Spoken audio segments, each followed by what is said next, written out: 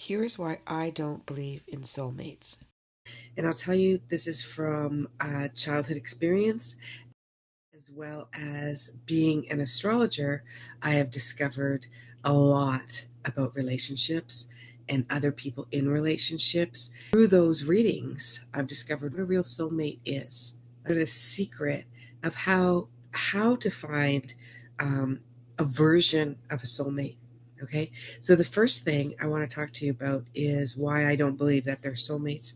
I read a book when I was a teenager, and it's called What Dreams May Come. And as I grew older and had many experiences, I looked back at that movie or that book, and it's not, it's, yeah, they're soulmates, but they had a really troubled, difficult life. She had an addiction problem to a lot of over the counter drugs. She suffered from severe depression, especially after in the story, her two children die in a car accident. They, in the movie, they make it appear that they had this wonderful life before, which they did in the book, but it still didn't come without its troubles. He went into a depression as well. He went into had a lot of anxiety. She ends up committing suicide, and then the story goes into the heavens to find her and bring her back because she's sort of in hell or limbo, so to speak. And so it was really difficult, and I think that is what more of what a soulmate is. It's when we go through really difficult times together and we struggle together and we have hardships together, and it changes who we are on a very deep level.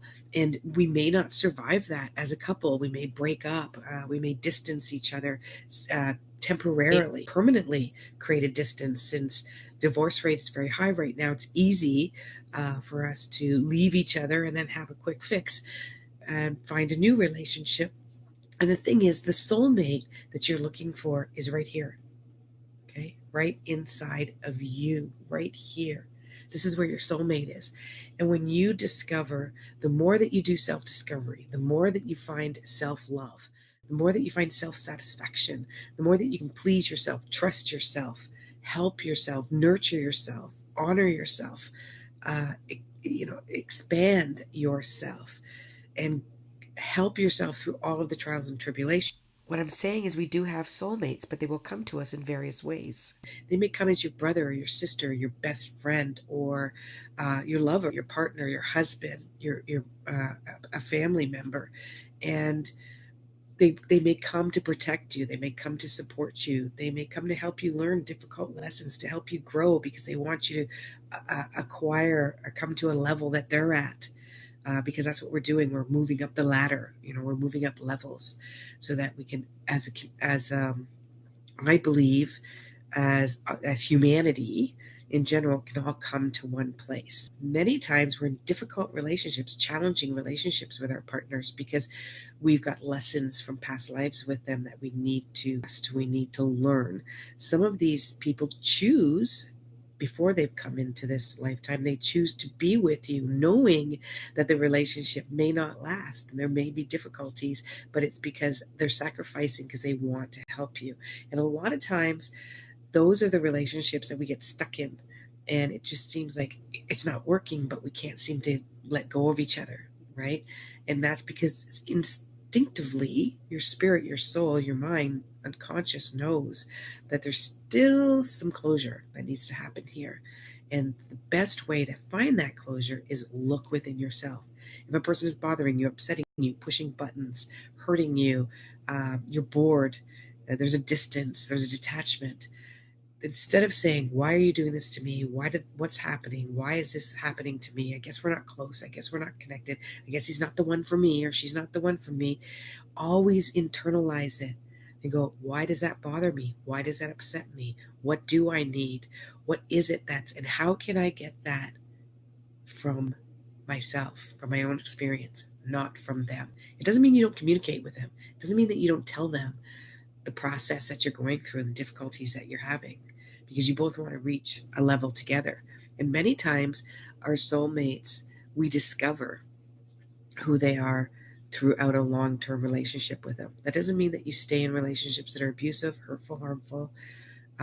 It doesn't mean that at all. A whole clan of many of them may be soulmates, soul twins, twin flames. You've had many lifetimes together, and now all of you are learning from each other.